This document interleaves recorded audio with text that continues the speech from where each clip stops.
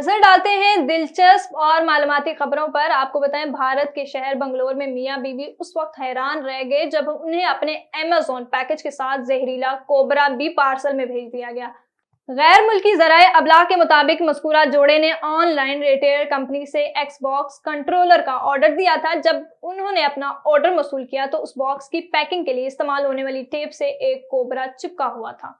Family history website पर DNA match होने पर 70 साल के बाद 3 सौतेले बहन भाइयों की पहली बार एक दूसरे से मुलाकात होगी। रिपोर्ट में बताया गया ये तीनों ले और पोल में पैदा हुए थे और इन तीनों के वालिद एक हैं।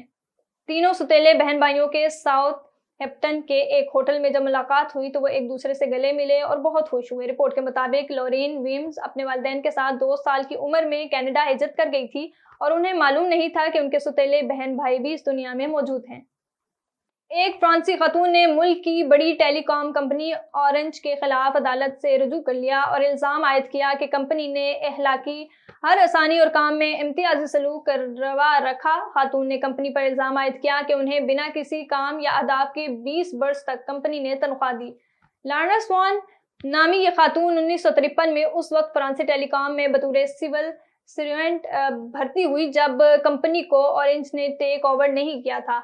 उनके असल आजर को मालूम था कि वो एक ऐसी बीमारी में मुब्तला हैं जिसमें जिस्म का एक साइड मुकम्मल या जुज़वी तौर पर फालिज ज़दा होता है और उस खातून का चेहरा और जिस्म का निचला हिस्सा पैदाइशी तौर पर मिर्गी के बायस नकारा हो गया था।